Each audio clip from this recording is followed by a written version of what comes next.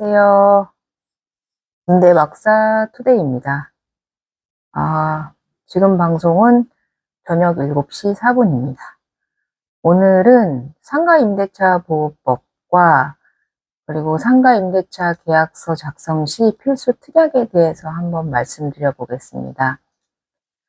상가임대차 보호법에 대해서는 다들 잘 알고 계실 것 같은데요. 제가 이제 서울에 있다 보니, 서울특별시와 그리고 이제 서울특별시 외 지역 중에 광역시 위주로 한번 말씀을 드려보겠습니다. 법 적용 대상은 9억 원 이상 환산보증금입니다. 주택임대차 보호법 같은 경우에는 그냥 보증금만을 가지고 판단을 하는데 상가임대차 보호법상의 보증금은 환산보증의 기준입니다. 그래서 환산보증의 기준으로 해서 9억 원 이하면 임대차, 상가임대차 보호를 받으실 수 있습니다. 서울 경우에는 말이죠. 그리고 이제 수도권 정비계획법에 따른 과밀 억제권역 서울특별시 제외, 그리고 부산광역시 같은 경우에는 6억 9천만 원 이하이시고요. 그 밖에는 자료를 참고하시면 될 것 같습니다. 이제 상가임대차 보호법을 보호받는 거는 첫 번째로 10년 상가임대차 보호법입니다. 이제 법이 개정돼서 예전에는 5년의 상가임대차를 보호를 받았는데 현재는 10년까지 보호를 받을 수 있고요. 이거는 이 10년 보장이라는 것은 이 환산보증금 9억 원을 넘는다 할지라도 보장받을 수 있는 권한입니다. 예전에는 환산보증금 내에 들어와야 기간도 보장을 받았는데 법 개정이 되면서 환산보증금이 넘는 보증금이라 할지라도 10년의 임대차 기간은 보호를 받는다. 그리고 이제 임대차 보호법상 적용되는 금액 이내에 들어오면 5% 이내에서 금액을 인상할 수 있다라는 조항을 적용받으실 수 있고요. 그리고 이제 우선 변제권이죠. 사업자 등록과 확정 일자를 받으시면 우선 변제권이 발생합니다. 그러니까 용자보다는 먼저 받을 수는 없어도, 대항력을 갖추신 임차인이라면, 후순위로, 그 보증금을 보장받으실 수 있다. 그래서 상가 같은 경우에 확정 일자를 받지 않는 경우가 있는데, 고보증금이신 경우에는 반드시 확정일자도 같이 받으셔라 말씀을 드리겠고요. 확정일자는 세무서에서 가능합니다. 전국 세무서에서 사업자 등록을 하실 때 확정일자도 같이 받으시면 되고요. 네, 그렇습니다. 그리고 최우선 변제라는 게 있는데, 주택의 경우에는 최우선 변제 보증금이 그냥 보증금입니다. 근데 상가 같은 경우에는 환산보증금이라고 해서 월세 100을 곱해서 거기에 보증금을 합한 금액이 서울의 경우에는 6,500만 원 이하인 경우에 최대 2,200만 원까지 선순위보다 먼저 돈을 받게 되는데요. 정말로 소액 임차인을 보호하는 제도라고 보시면 될 것 같습니다. 환산보증금이 6,500이면요. 1,000에 55만 원이거든요. 정말로 소액입니다. 그래서 거의 대부분의 경우에는 보장받을 수 없지만 정말 소액 임차인의 보증금을 보장받는 데는 필요하다. 이것에 대한 대항력은 점유와 사업자 등록만으로 가능합니다. 아까 말씀드렸던 우선변제권의 경우에는 반드시 확정일자를 받으셔야 하지만 이 최우선 변제 같은 경우에는 점유와 사업자 등록만으로도 가능합니다. 네. 그리고 최단 존속기간이 있는데 기간을 정하지 않거나 기간을 1년 미만으로 정한 임대차는 상가 임대차의 경우에는 1년으로 봅니다. 주택의 경우에는 기간을 정하지 아니한 임대차의 경우에는 2년으로 보는데요. 상가의 경우에는 1년으로 봅니다. 네. 계약갱신 청구권의 요구는 특별한 임차인의 특별한 하자가 없는 한 만료되기 6개월 전부터 1개월 전까지 요청을 하실 수 있다는 점 알고 계시면 좋을 것 같습니다.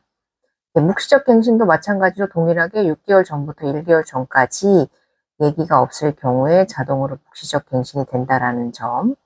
그리고 차임 등의 증감 청구권이 있는데 이건 사실 청구권이 있지만 사실 임대인과 임차인이 협의 사항이기 때문에 임대인이 요구하시는 경우에 임차인이 거부할 수 있는 특별한 힘이 없으시죠. 그래서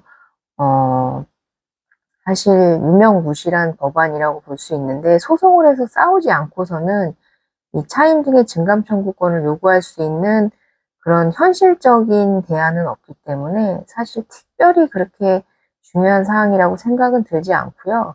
그리고 권리금 회수 기회 보호라는 것을 밟게 됩니다. 임대차 기간이 계약이 종료되기 6개월 전까지, 6개월 전부터 종료 시까지 권리금에 대한 보장을 받을 수 있고 임대인이 터무니없이 임대료를 올려서 권리금을 받지 못하고 퇴실하게끔 하는 경우나 이렇게 권리금을 받지 못하게 하는 행위를 하게 되면 그것은 법으로 임대차 보호법상 법으로 저촉되는 행위다.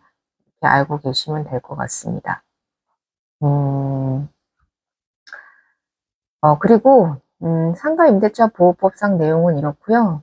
제가 아까 중간에 말씀드린 것 중에 가장 중요한 부분이 보증금, 최우선 변제 금액은 거의 대부분의 임차인이 받으실 수 없는 금액이기 때문에 우선 변제를 받으셔야 하는데 사실 상가 건물이 경매에 넘어가는 경우는 거의 없습니다.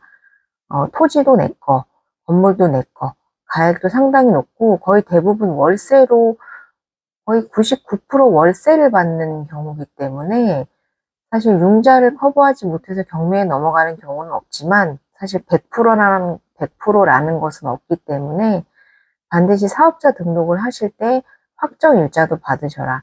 주택과 같이 동일하게 확정일자 도장을 찍어주거든요. 그래서 사업자 등록을 하실 때 반드시 확정일자를 받으셔라. 이렇게 말씀을 드리겠습니다. 두 번째로 상가 임대차 보호법을 이제 알아봤고요. 상가 임대차 계약 작성 시의 필수 특약에 대해서 한번 말씀을 드려보겠습니다. 우선 첫 번째는 원상복구에 관련된 내용인데요. 계약서에 보시면 현 시설물 상태 임대차라는 표현을 많이 씁니다. 그 현 시설물 상태 임대차라 함은 내가 입주할 때 그 현재의 상태 그대로를 원상복구 기준으로 본다는 의미입니다. 원상복구의 기준이 반드시 공실 상태이진 않습니다. 임차인이 남겨놓고 간 시설물이 원상복구의 기준이 될 수도 있고요. 그것을 완전히 철거한 공실 상태를 원상복구의 기준으로 볼 수 있습니다. 그래서 현 시설물 상태의 계약이라고 계약서에 작성이 되어 있다면 해당 상태, 최초의 해당 상태가 어떻게 되어 있는지를 확인하시고 그 상태로만 유지하고 퇴실하시면 됩니다. 그래서 공실 상태의 원상복구를 희망하신다면 근데 현재 인테리어가 되어 있다면 현재 인테리어를 쓴 게 하나 공실 상태로 원상복구 후 퇴실한다. 이런 식의 특약을 넣어주면 좋고요. 두 번째는 제가 방금 말씀드린 대로 원상복구 특약을 넣으셔야 합니다.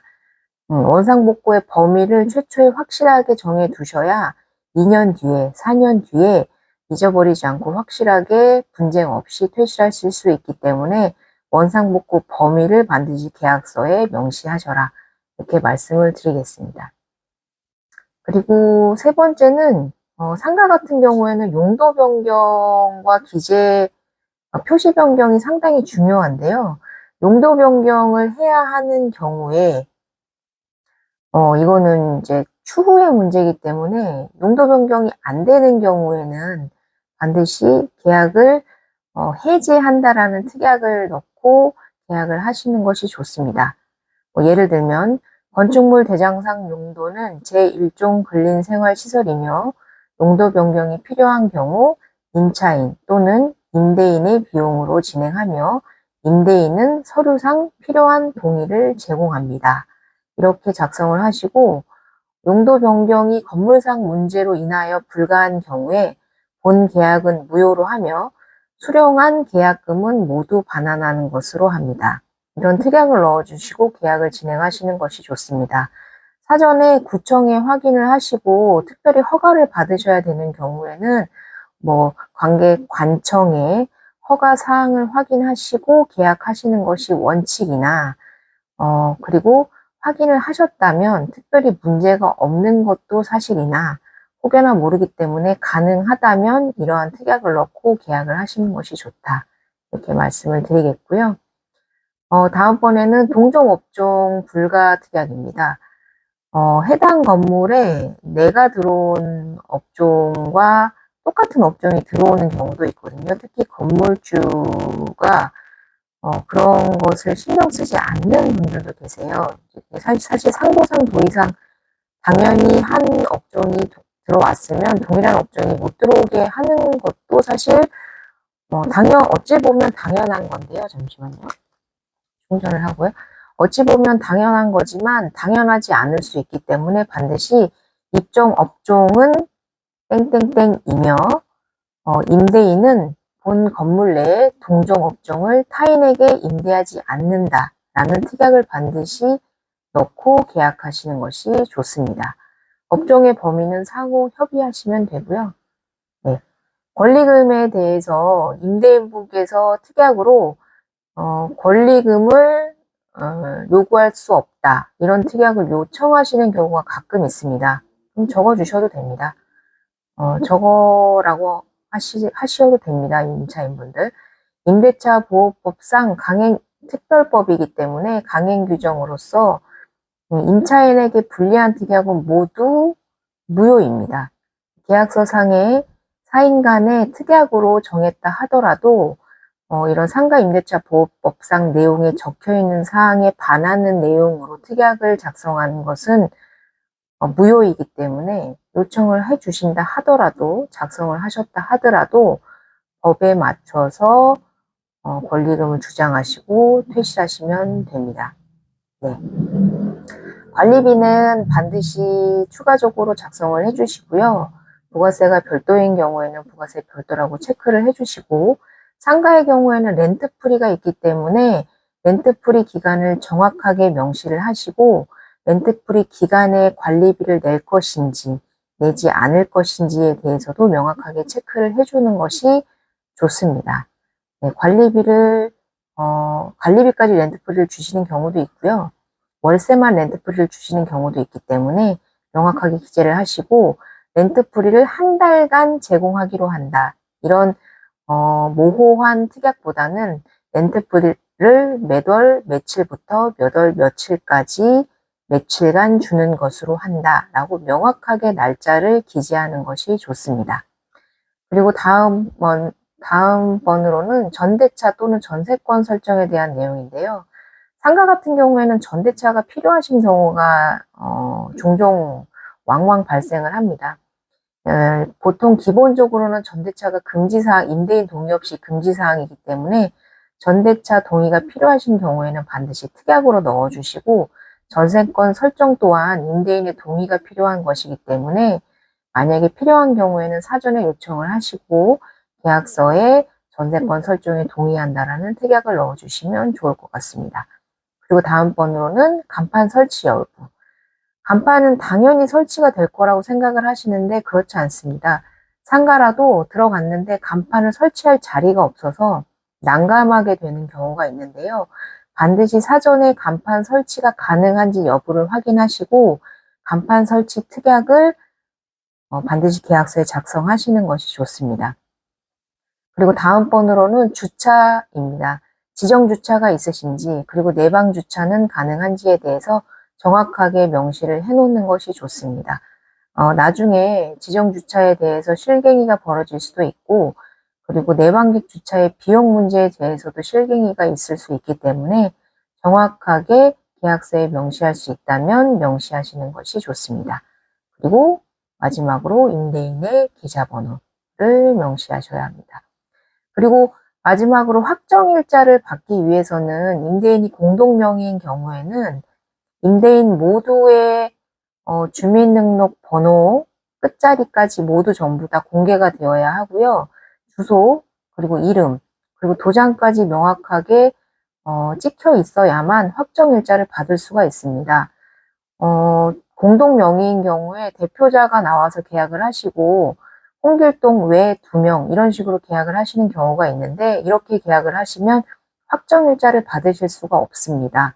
그렇기 때문에 정확하게 공동 명의인을 명시를 하시고 지분 몇 프로씩 가지고 있는지 정확하게 기재를 하시고 과지분권자 누구누구가 대표로 나와서 계약하는 계약이다 라는 특약을 정확하게 명시하시기 바랍니다. 오늘은 이상 그 임대차 보호법을 간단하게 말씀드려 봤고요. 거기에 따른 상가 임대차 계약서 작성 시 필수 특약 모음에 대해서 말씀드려 봤습니다. 이상 오늘은 여기까지 마치고 다음번에 또 좋은 영상으로 찾아뵙도록 하겠습니다. 이상 임대박사 투데이였습니다. 감사합니다.